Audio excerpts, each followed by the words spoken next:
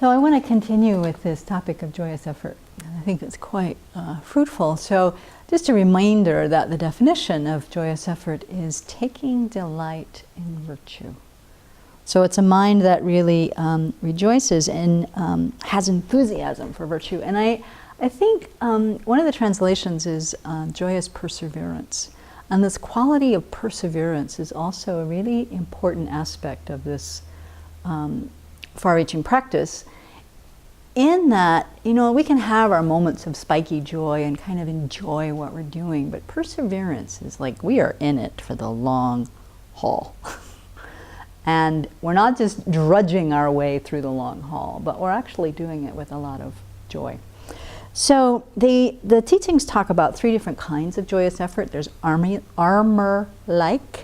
joyous effort, the joyous effort of acting constructively or creating virtue, and the joyous effort of working for the benefit of others. So this, I want to start with the first one, this armor-like joyous effort. So, you know, like, what is armor? Armor is what we put on to protect ourselves from the slings and arrows of misfortune, right?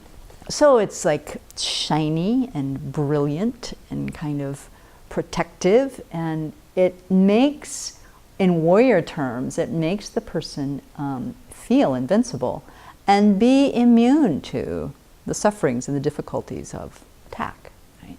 So this armor-like quality of the mind, like what would that be? And how would you put on an armor of joyous effort?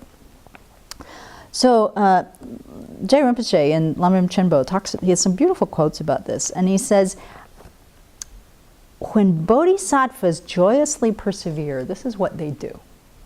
Before engaging in a virtuous action, they put on the armor of enthusiastic thought by saying to themselves something like, for 1,000,000,000,000 sets of 3 immeasurable great eons, I will not give up my practice of joyous effort. For the sake of relieving the suffering of a single being, I would rejoice at remaining in hell all the way until Buddhahood. And if I'm willing to do that, what need is there to mention exerting myself in this way over a shorter time or in the face of lesser suffering? I mean, that's a big thought. Before you like go out and offer service, to say to yourself, for 1,000,000,000,000 sets of 3 eons, I will not give up my practice of joyous effort, and I would be willing to go to hell for a single sentient being. Now, we have verses that say this, but you know, we often just kind of recite them. This is a really powerful thought. And so this is the kind of mind that develops courage, that develops a willingness really to endure and to persevere, and not to endure like this, but to really take on all the obstacles and the practices of the path with a lot of joy, a huge amount of joy. He goes on to say, when you become conditioned to such a state of mind, it becomes the definite cause of awakening your potential for the Mahayana lineage. So this is how we're going to develop bodhicitta. Then he says, so train in it. But he doesn't say how. Well, he does, actually. Shantideva in Guide to a Bodhisattva's Way of Life, who has a whole chapter on this, he talks about 4 qualities to develop. One is aspiration, steadfastness, joy, and rest. And we'll talk more about these qualities later in detail, but today, especially in terms of the armor-like joyous effort, and in light of this quote from Rinpoche where we put on the armor before we go out and act, it's like that's an aspiration. Right there. That's where we say to ourselves, I will do this joyously. And so, so there are 3 things I thought of here in terms of how to really train in this. One is the thought that I had left us with last time, was this teaching that Venerable Tridren had given me about enjoy what you're doing.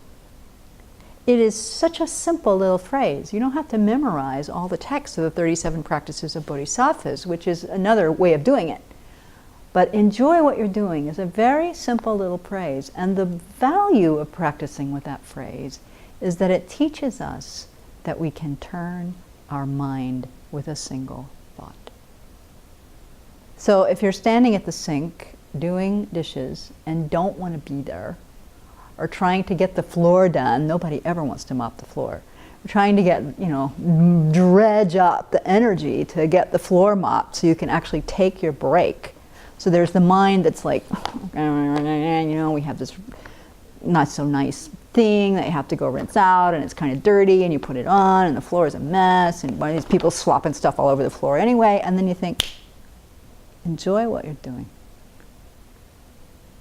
In that moment, it becomes a whole different activity. Enjoy what you're doing then. It's like, okay, maybe I need a gata. May all sentient beings eliminate defilements from their mind. This is the practice of a bodhisattva scrubbing the floor after lunch. Then it becomes a game. Then our attention is there. Then we've developed some joy, some delight. It doesn't matter how long it takes. Okay, the floor is bad.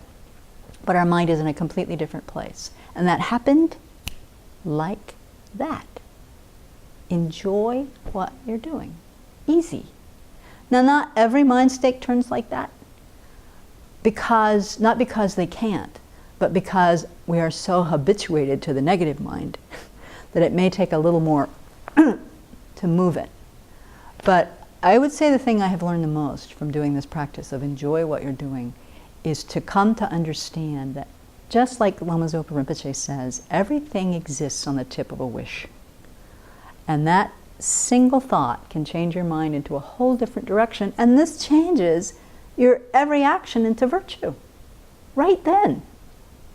Right then. So this is very powerful. Many years ago, way before I think I was a Dharma practitioner, I heard Famous Amos of Famous Amos Cookies give a talk. He was an inspirational speaker, and he was talking about the great success of his Famous Amos chocolate chip cookies. And he said the way he sustained his own practice was that he kept a little crumpled piece of ball of paper in his pocket. And that ball of paper in his pocket was there to remind him every time he put his hand in and felt it. He had this slogan memorized, I can be 10 times more enthusiastic about what I'm doing. And so he'd reach in his pocket, he'd find a little ball of paper and go, oh, I could be 10 times more enthusiastic about what I'm doing. Well, he's a billionaire. I mean, maybe not a billionaire, but he made a lot of money selling chocolate chip cookies in cute little packages.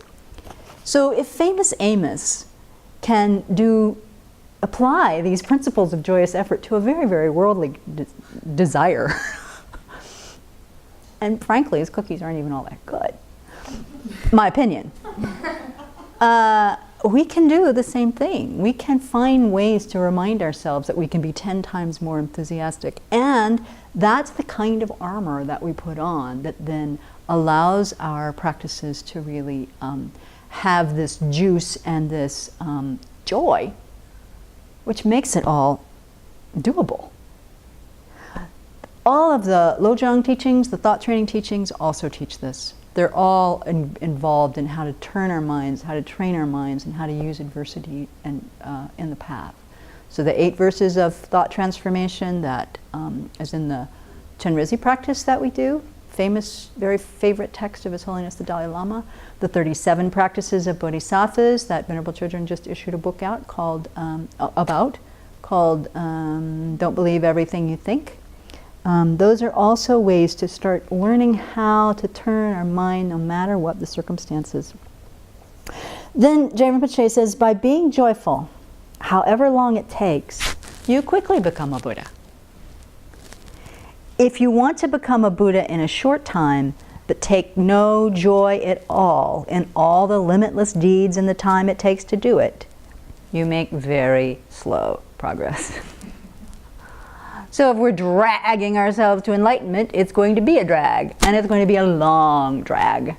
Whereas if we can cultivate this joy and this delight, he says we can go very quickly. And then, after we put on such armor, we joyously persevere for only 2 reasons: to gather virtue and to act for the welfare of living beings. And so those are the two other kinds of joyous effort that we'll talk about next time. So in the meantime, see if you can be 10 times more enthusiastic about what you're doing.